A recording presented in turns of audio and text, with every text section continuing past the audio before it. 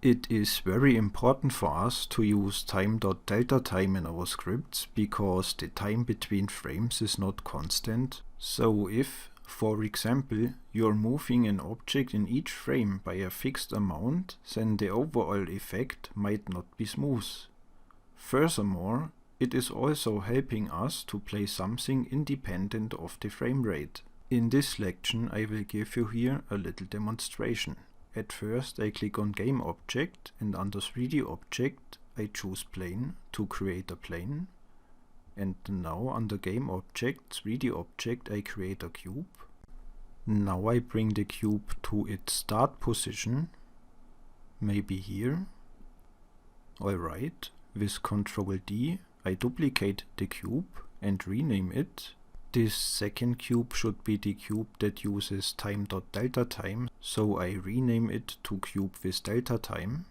Alright, please keep in mind this one is then the cube that plays the animation with using time.deltatime, and that's independent of the frame rate. So I place the second cube here. Now I create a material for this cube with a right click, create material.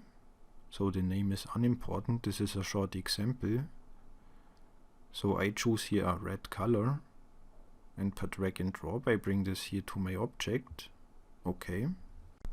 Again, this white cube uses now a fixed amount without using time.deltatime. So with a right click, create C# script. I create here a script and I name this script to, let me say, without delta time. Like so. So where is the T? Okay. Alright.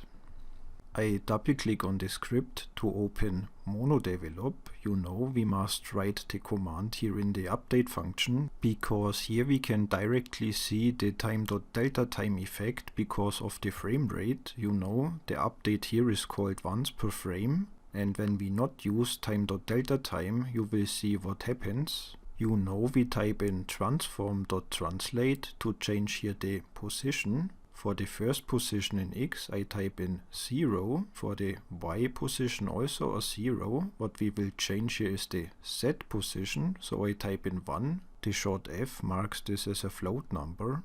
Please do not forget the semicolon. Now I save the script. Alright. Please do not forget we have to apply now the script to our object, you know. Select the object and per drag and drop I bring this here to my object. Okay. Now I will create the script for the red cube, so with a right click, create C# script. I rename this script now to with deltatime, like so.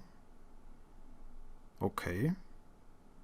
I double click on the script to open monodevelop again. Here we can see we are in the right script. And now I type in this same command, transform.translate,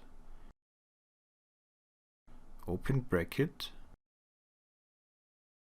0, 0, 1, F for float,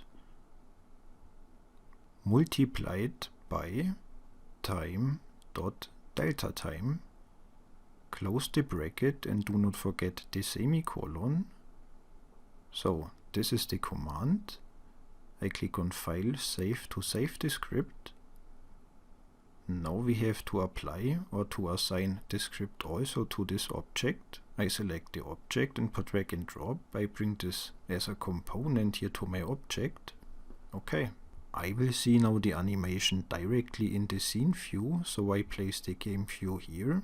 Alright. Keep in mind the white cube you will see not long because of the high frame rate that we have here. So when I click on play we can only see the red cube moving along because the movement is independent of the frame rate, as you can see it here. Perfect. I think you have understand now why it is important to use time.deltatime in your script. Alright, in the next lection I show you more. See you then. Bye.